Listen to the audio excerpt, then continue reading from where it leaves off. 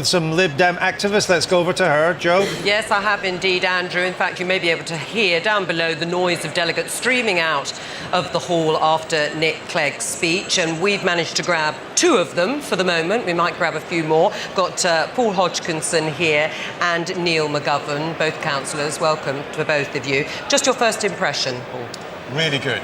What I liked about it was that Nick was unapologetic about making the tough decisions, but was really trumpeting our liberal values. Things like not being beholden to vested interests. Yes, they liked that, the hall, didn't they? They really liked that. And I think also the stuff about the Green Investment Bank, taking people out of tax altogether at the bottom of the scale. These are really good Lib Dem policies, and he needs to say more about this. What struck you, Neil?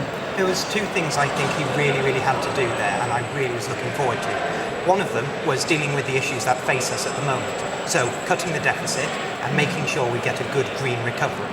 And the second one is really differentiating the Lib Dems from the Tories and Labour. He did mention how you have one side saying we're right Labour and Labour saying we're right the Tories. We're something different.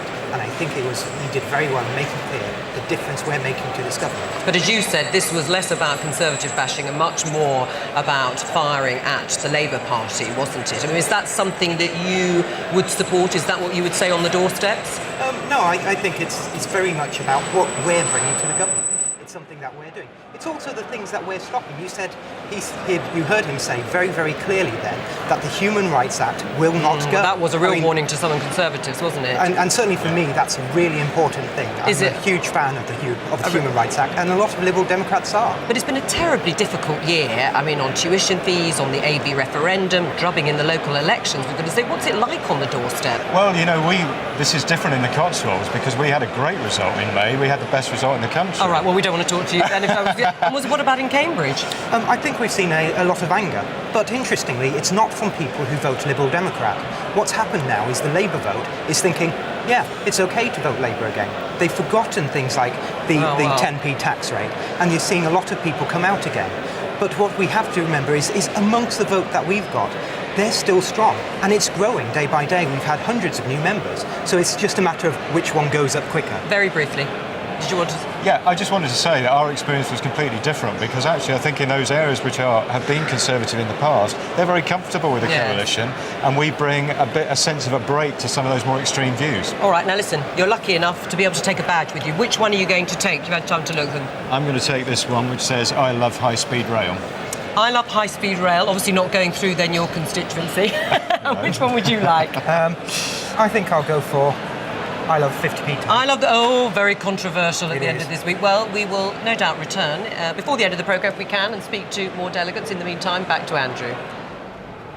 Janet Morgan, who has been a councillor in Abingdon in Oxfordshire. Now, your impressions of the atmosphere, first of all. What was it like in the hall? I thought it was very positive for the speech. I thought it was a very comprehensive speech. No sort of, not showy, but really sort of, down to earth speech. You didn't think it was too sombre, too much about the fight ahead, that all the decisions are difficult? Was it uplifting enough, do you think? Yes, I think it was realistic and uplifting, and particularly the end on the concentration on children, on young people, on them being the future. No, that was definitely uplifting, yeah. And did you agree with Nick Clegg in the staunch defence of the economic programme, that being in the coalition with the Conservatives is right, and that they have to stick to that plan of spending cuts? I think so, provided it goes with the other things like the emphasis on, as I say, particularly, I think, looking at our young people for the future. What would you like to see? What would be the most important thing you would like to see the Liberal Democrats achieve in government from now on in this Parliament? I think the whole thing about tax, we started this process of taking people out of tax at the bottom of the scale. We need to go right full ahead with that. By 2015, I want to see that the tax, everyone under the minimum wage pays no tax at all. And I think the other thing I'd like to see is a bit more taxation for the bankers, actually, because I don't think we've gone far enough with that. So if we can actually push, Vince is very strong on that, if we can push further on that, But he's strong I'd be on the rhetoric, isn't he? I mean, what about, when you say push a bit strong, you'd like more on tax, what would you like to see? Well, I'd like to see more of a break on some of the excessive bonuses, and I'd like to see more money coming back to us from the money that we've put into the banking system in the first place. And I think we've gone some way to that, but we need to go further. And now, in terms of tax, I mean, you've got I love 50 pence tax rate there, Neil. There's been a lot of talk about that. It's staying certainly for the moment. I mean, is that something you would like to see permanently? Yes, I think it is. I don't think it's the argument that if we suddenly give some of the richest people a bit of a tax break means they'll leave the country and we'll lose thousands of pounds. It's not just about money, although we do need to make sure that all the figures add up. It is about sending a message. The people who pay the most should be able to help the most. Are you invigorated to going back on the doorsteps, all three of you? Absolutely. Yes? Absolutely. Yeah. Absolutely, yeah. Definitely. Go, fine. All right, all three of you, thank you very much. We'll let you go, I think, in a few minutes' time. That's it from us here with the delegates. Back to you, Andrew.